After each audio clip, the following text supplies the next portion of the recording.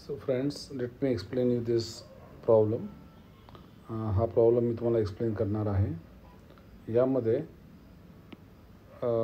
एक ग्राफ दिलेला आहे आणि हा ग्राफ जो आहे तो वेलॉसिटी वर्सेस टाइम हा ग्राफ आहे. सो वेलॉसिटी y ॲक्सिसवरती आणि x ॲक्सिसवरती टाइम दिलेला आहे.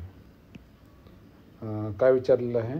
पहिल्यांदा विचारलं आहे की कारचा स्पीड किती आहे सुरुवातीला. इनिशियल स्पीड म्हणजे सुरुवातीचा स्पीड. सुरुवातीचा स्पीड म्हटलं की तुम्हाला सुरुवात कधी होते? टाईम 0 सेकंदावर असल्यावरती. म्हणजे हा जो ओ पॉईंट आहे सुरुवात आहे. ह्या पॉईंटला स्पीड किती आहे? तर ह्या पॉईंटला स्पीड 0 आहे. हा स्पीड, याचा अर्थ पहिलं उत्तर काय? Initial speed of the car म्हणजे वेळ 0 असताना, टाईम 0 असताना स्पीड किती आहे? 0 मीटर पर सेकंद. तर हे उत्तर आहे. दुसऱ्यांदा काय विचारलेलं आहे? दुसरं विचारलं आहे की ह्या गाडीचा स्पीड जो आहे तो जास्तीत जास्त किती पोचला आहे, मॅक्झिमम किती झालेला आहे, कारला स्पीड किती झालेला आहे. आपण या ग्राफमध्ये बघू शकता की हा जो कारचा स्पीड आहे तो 0 होता आणि तो वाढत ए पॉईंटपर्यंत गेलेला आहे. ए पॉईंटला त्याचा स्पीड झाला आहे 20. आता 20च्या पुढे काहीच नाही आहे, म्हणजे पॉईंट एला याचा स्पीड हा 20 मीटर पर सेकंद झालेला आहे. आणि तुम्ही जर बघू शकाल तर तो परत 20पेक्षा जास्त गेलाच नाही. बीपर्यंत तरी तो 20च राहिलेला आहे. म्हणजे गाडीचा जो स्पीड आहे, कारचा जो स्पीड आहे तो मॅक्झिमम किती गेला आहे? तर maximum speed attained by the car is 20 metre per second. म्हणजे त्याच्यापेक्षा जास्त तो गेलेलाच नाही.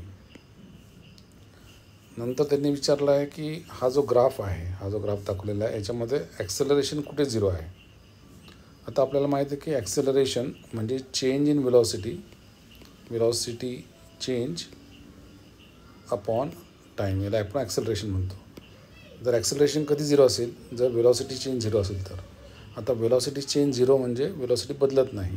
तर कुठे बदलत नाही? तर इथंच बदलत नाही. तुम्ही लक्षात घ्या, एमध्ये वेलॉसिटी 20 मीटर पर सेकंद आहे आणि बीपर्यंत ती वेलॉसिटी बदलत नाही, 20 मीटर पर सेकंदच राहते.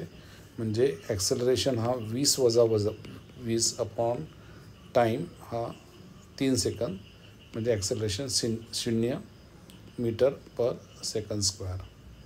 तर ए टू बीमध्ये जे ॲक्सेलरेशन आहे हा जो 3 सेकंदाचा वेळ आहे, 3 ते 6 सेकंदापर्यंत, याच्यामध्ये तुम्हाला दिसेल की वेलॉसिटी बिलकुल बदलली नाही. वेलॉसिटी सुरुवातीला 20 मीटर पर सेकंद होती एला आणि बीलासुद्धा ती 20 मीटर पर सेकंदच राहिली.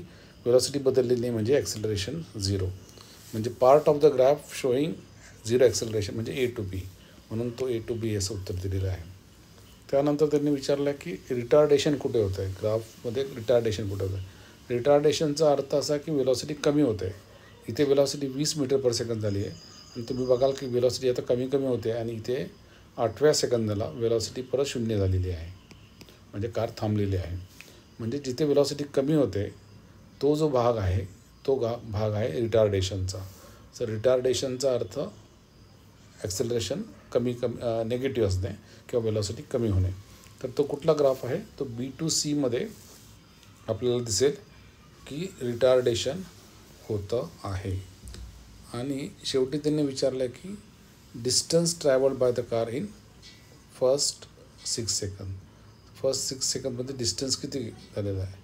तर जे डिस्टन्स आहे ते डिस्टन्स काढण्यासाठी आपल्याला हा फॉर्म्युला वापरावा लागतो. S=UT + ½ AT². तर ह्या फॉर्म्युल्याने आपल्याला ते डिस्टन्स काढता येईल. ते मी तुम्हाला पुढच्या व्हिडिओमध्ये सांगतो. ओके.